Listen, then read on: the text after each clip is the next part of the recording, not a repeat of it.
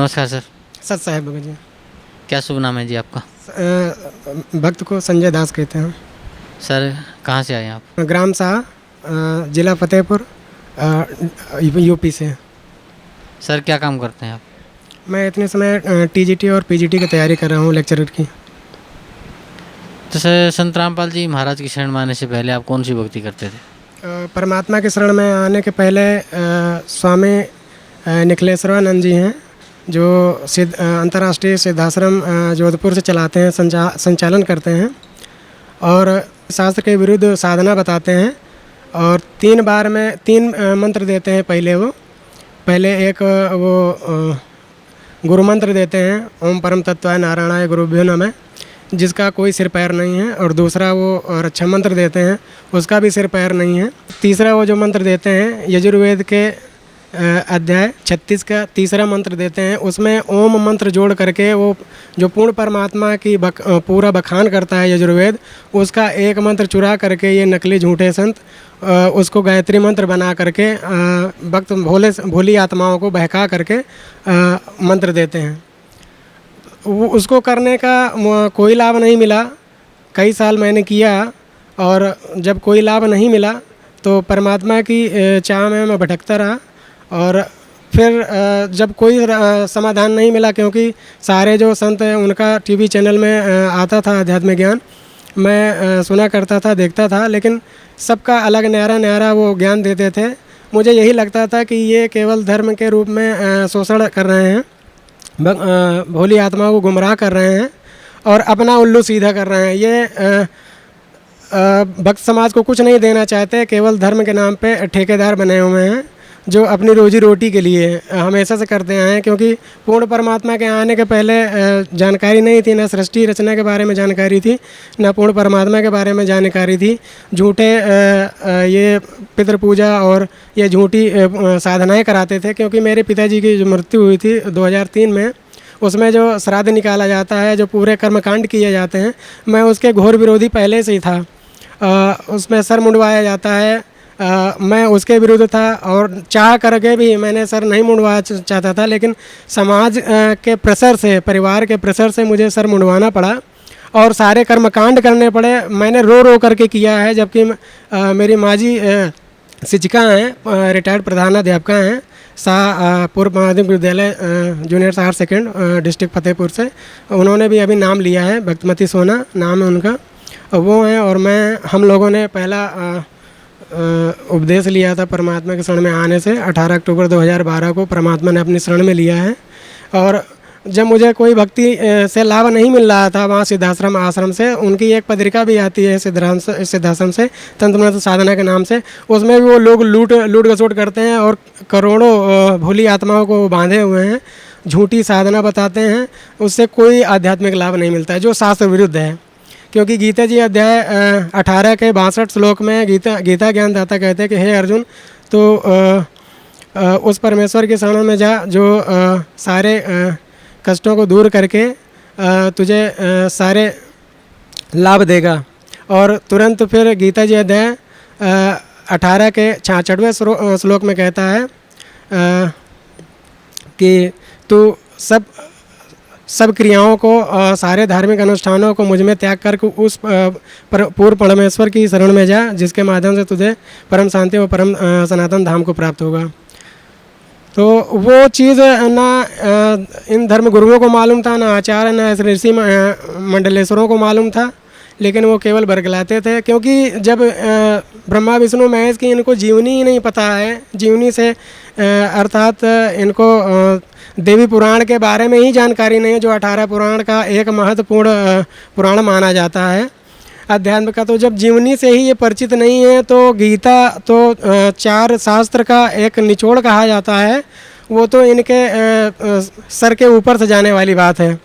इनको मालूम ही नहीं हो सकता, क्योंकि वो कोड वर्ड में है और पासवर्ड में है, और एक सच्चा सदगुरु ही, पूर्ण परमात्मा ही आकर के उसको सुलझाते हैं वो जीव के बस की बात नहीं कि उसके कोड वर्ड को पासवर्ड को जान पाएँ।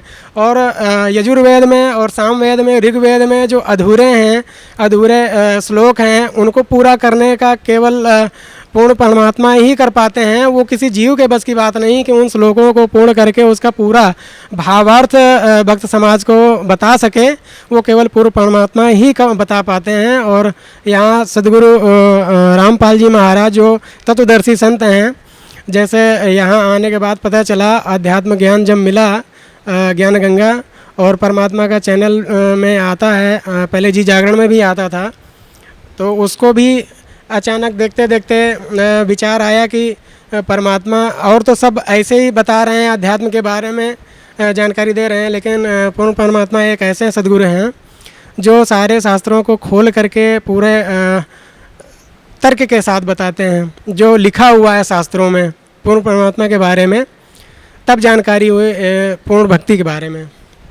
तो सर जैसे आप ये भी बता रहे थे 18 अक्टूबर 2012 को आपने परम संत सदगुरु रामपाल जी महाराज से नाम उपदेश लिया, तो सर मैं ये जानना चाहूँगा कि ये जो शुभ दिन है आपके जीवन में, ये कैसे प्राप्त हुआ आपको?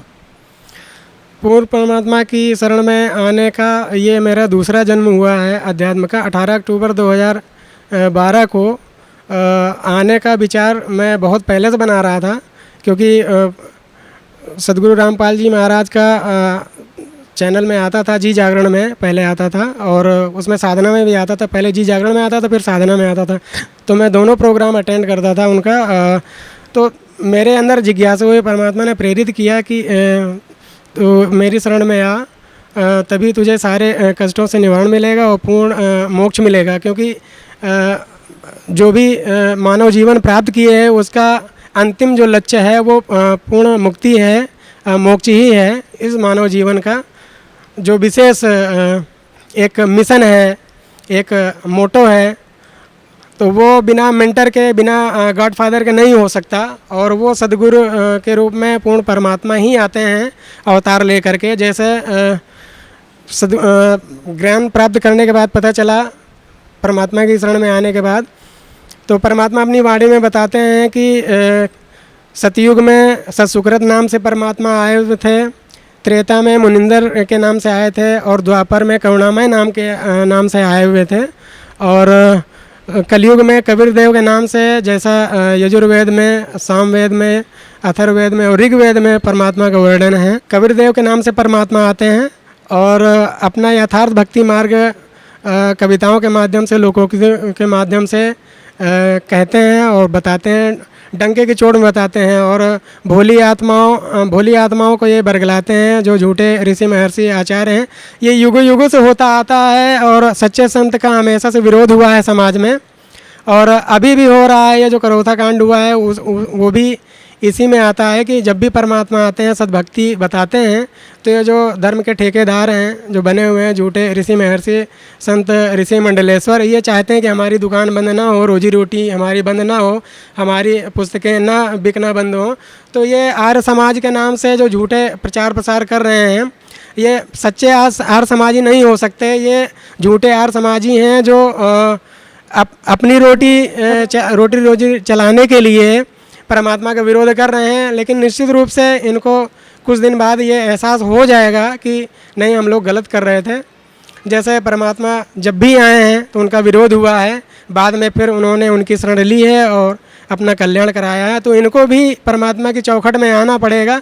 ये कि देर से आएंगे तो इनको ज़्यादा दुख होगा और कष्ट भोगेंगे। तो परमात्मा के शरण में तो आना ही पड़ेगा, तभी जीव का कल्याण होगा। और यहाँ सतलोक बरवाला जिला हिसार सतलोक आश्रम है, जहाँ पर पूर्ण परमात्मा आए हुए हैं, बंदी छोड़ सदगुरु रामपाल जी महाराज। विश्व में केवल एक ही तत्वदर्शी संत हैं जो सदगुरु ही रूप में आते हैं। चारों युगों में एक हमेशा आए हैं और एक तत्वदर्शी संत ही होता है पूरे विश्व में, और कोई तत्वदर्शी संत नहीं है। और बिना तत्वदर्शी संत के आप न गीता का पूरा भावार्थ समझ सकते हैं, न सारे शास्त्रों का भावार्थ समझ सकते हैं। जैसे परमात्मा अपने शब्द में गाते हैं, जग सारा रोग यारे जिन सदगुरु वैद्य न जाना, जग सारा रोग यारे। तो ये सारा जग तो रोगी है ही है, और इस रोग को मुक्त करने के लिए जो राजवैद्य के रूप में परमात्मा आते हैं, जो अध्यात्म रूपी जंगल से जड़ी बूटी निकालते हैं और हम लोगों का मोक्ष कराते हैं। जन्म मरण का जो रोग लगा हुआ है उस रोग को दूर करते हैं। बंदी छोड़ सदगुरु रामपाल जी रूप में जो कबीर परमेश्वर के रूप में आए हुए अवतार हैं, वही राजवैद्य हैं जो हम लोगों को पाप मुक्त करेंगे और यहाँ से सतलोक निज धाम को ले जाएंगे। जैसा गीता जी अध्याय 18 के श्लोक 62 और 66 में जैसा उसमें व्रज लिखा हुआ है, व्रज का अर्थ जाना होता है, लेकिन सारे ये गुरु और ऋषि महर्षि जो अपने आप को विद्वान पाक रहे हैं, मानते हैं, ये आना लिखे हुए हैं, तो इनको अज्ञान भरा हुआ है, अज्ञान ही बता रहे हैं। सर आप संत रामपाल जी महाराज की शरण में कैसे आए? परमात्मा की शरण में टीवी में प्रोग्राम आ रहा था, उसके माध्यम से साधना और जी जागरण में परमात्मा का प्रोग्राम देखा 2-3 महीने, और इसके बाद फिर ज्ञान गंगा मंगाए मुफ्त जो यहाँ से आती है। एक मैसेज आ रहा था, उसी पे क्लिक कर रहा था, तो उसमें SMS किया मैंने, तो उसमें बाई पोस्ट आई। 15 दिन के अंदर ही फ्री कास्ट निःशुल्क आती है ज्ञान गंगा पुस्तक पढ़ी। और ज्ञान गंगा पुस्तक पढ़ने के बाद ये महसूस हुआ कि जो 10वां द्वार चिल्लाते हैं, हल्ला मचाते हैं कि हमने 10वां द्वार जान लिया और 10वें द्वार जो पार कर लेता है उसी को पूर्ण मुक्ति मिल जाती है। लेकिन ये पता चला क्योंकि उसमें 4 वेद, 6 शास्त्र, 18 पुराण और श्रीमद् भगवद गीता और कुरान, बाइबल और जितने भी धर्म ग्रंथ हैं उन सब का परमात्मा ने निचोड़ दे रखा है ज्ञान गंगा में, पूरे अध्यात्म का। और जो 5वां वेद जिसको जानकारी नहीं पूरे भगत समाज को, और ना ऋषि महर्षि संत मंडलेश्वर जानते हैं, क्योंकि 5वां वेद ये कोई महाभारत बताता है, कोई और किसी धर्म ग्रंथ को बताता है, जबकि 5वां वेद परमात्मा की कबीर वाणी है, कबीर सागर है। परमात्मा की शरण में आने के बाद पता चला, और स्वसम वेद उसको कहा जाता है। उसमें पूर्ण परमात्मा की प्राप्ति का ही विधान लिखा हुआ है और विधि लिखी है, और पूरे साधन लिखे हुए हैं, कैसे मिलेंगे परमात्मा, कैसे हैं, कहाँ रहते हैं और कैसे मिलेंगे, वो पूर्ण परमात्मा के माध्यम से ही मिलेंगे। और एक सद्गुरु ही परमात्मा से मिला सकता है, और वो तदुदर्शी संत रामपाल जी महाराज हैं, जो हम तुच्छ जीवों को, भटकी हुई आत्माओं को परमात्मा से मिलाएंगे। संत रामपाल जी महाराज की शरण में आने के बाद आपको क्या लाभ मिला? पूर्ण परमात्मा की शरण में आने के बाद जब नाम लिया मैंने, तो मुझे 4 बार जीवन दान परमात्मा ने दिया हुआ है। और इससे बड़ा और उपलब्धि क्या हो सकती है कि किसी को जीवन दान मिले। 2 बार एक्सीडेंट से मेरी मृत्यु परमात्मा ने काटी है। 2 बार, एक बार ट्रेन में, एक बार बाइक से मैं बचा हूँ, और एक बार इलाहाबाद यूनिवर्सिटी रोड में पीछे से टाटा सफारी आई हुई थी और बगल से निकल गई, बिल्कुल खरोंच तक नहीं आई। तो वो परमात्मा ने मुझे जीवन दान दिया है, क्योंकि परमात्मा बताते हैं कि जो मेरी शरण में आ जाता है तो मैं उसके जीवन की रक्षा करता हूँ और पूर्ण मोक्ष, पूर्ण भक्ति दे करके पूर्ण मोक्ष दिलाता हूँ। तो सर क्या संदेश देना चाहते हैं भक्त समाज को आप? समाज को यही संदेश देना चाहता हूँ कि जितने भी ये झूठे धर्मगुरु हैं उनको छोड़ करके पूर्ण सद्भक्ति प्राप्त करके सतलोक आश्रम बरवाला से वहाँ सतलोक पहुँचे, जहाँ के हम लोग निवासी हैं, जहाँ से हम लोग आए हुए थे काल के माध्यम से। और यही मानव जीवन का पूर्ण लक्ष्य है कि हमें मोक्ष मिले।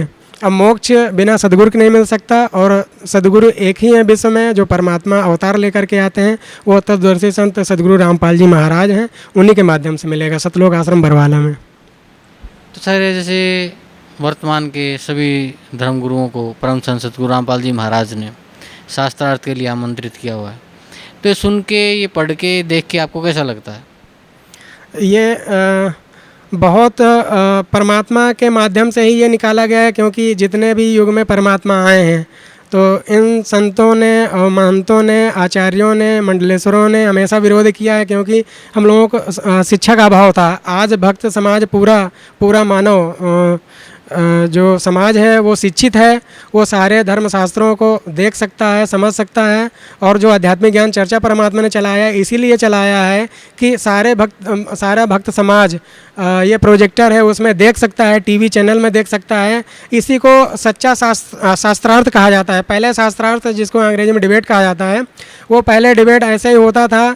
शास्त्रार्थ पहले होता था, जो संस्कृत में विद्वान हुआ करता, जो जानकार होता था, वो जो ज़्यादा संस्कृत बोल देता था, उसी के निर्णय तालियां बजा करके समाज करता था। जो बिल्कुल जानता नहीं था, शास्त्रों के बारे में अज्ञान था, ABCD भी नहीं जानता था, काका कावे नहीं जानता था, और वो निर्णय करे जो किसी के बारे में जानता ही नहीं, शास्त्रों के बारे में जानता नहीं, जो संस्कृत ज़्यादा बोल दे उसी में ताली पीट दी गई और वो उसको निर्णय दे दिया जाता था कि ये महर्षि हो गया, ये ऋषि हो गया, ये जानकार है। लेकिन आज की डेट में सारा भक्त समाज परमात्मा ने इसीलिए, अच्छा परमात्मा हम लोगों को पहले भी मिल जाते हैं, लेकिन इन लोगों ने हम लोगों के ज्ञान ना होने के कारण हम लोगों को परमात्मा से दूर रखा अपनी रोजी रोटी चलाने के लिए, और अपना तो इन्होंने बट्टा बैठाया ही, लेकिन भक्त समाज को भी परमात्मा से दूर रखा। तो सर जैसे अभी आप बता रहे थे कि कोई झगड़ा हो गया है इधर आर्य समाज के साथ, तो क्या विवाद है आर्य समाज का और संत रामपाल जी महाराज का? ये केवल ज्ञान का है। परमात्मा सद्ज्ञान बताते हैं कि ये शास्त्र प्रकार के नाम से जो इन्होंने एक अपना अनुभव लिखा हुआ है, महर्षि दयानंद जो झूठे ऋषि महर्षि बनाया गया है, इनको समाज ने बनाया है, जबकि इन्होंने अपने अनुभव में लिखा हुआ है। समुल्लास, जितने भी समुल्लासों में इन्होंने निर्णय दिया हुआ है वो पूरा अज्ञान भरा हुआ है। ये बताते हैं कि जैसे पृथ्वी में सारा लोक है, सारे सुख हैं, वैसे सूर्य में भी सारे सुख हैं, वो पूरा अज्ञान है। एक पढ़ा लिखा व्यक्ति ये जान सकता है कि सूर्य में कितनी अग्नि है और वहाँ ऐसा मानव जीवन, ऐसा सुख नहीं हो सकता। वहाँ ये बताते हैं वृक्षधार फल हैं, फल फेवा मिष्ठान हैं, सारे दूध की नदियाँ बहती हैं। तो वो कैसे असंभव, ये तो असंभव वाली बात हो गई ना, क्योंकि आज मानव चांद पे पहुंच गया, सारी चीज़ें खोज ली परमात्मा के माध्यम से, तो वो खुद निर्णय कर सकता है कि उसमें अज्ञान भरा हुआ है। और परमात्मा इसी अज्ञान को शास्त्रों के आधार पे बताते हैं कि महर्षि दयानंद ने ऐसा लिखा हुआ है, तो उसके जो अनुयायी हैं, जो समाज को केवल भटकाना चाहते हैं, उनका एक ही मकसद है कि जैसा हमारे पूर्वज करते आए हैं, धर्म के नाम से भटकाते रहे हैं अपनी रोजी रोटी चलाने के लिए, वैसे अभी भी करना चाहते हैं। लेकिन अब ऐसा नहीं हो सकता, क्योंकि अब भक्त समाज शिक्षित है और वो आध्यात्मिक ज्ञान गंगा के माध्यम से पूर्ण परमात्मा जो DVD चालू उन्होंने निकाली हुई हैं, ज्ञान गंगा पुस्तक निकाली हुई है, उसमें भी परमात्मा ने उसकी फ़ोटोकॉपी दे रखी है। उसको देख करके समझ करके एक ही बात है, जानो छानो तब मानो, और ये सारी चीज़ें जान करके परमात्मा के शरण में आइए और अपना कल्याण कराइए। जी thank you sir, thank you so much. सत साहब।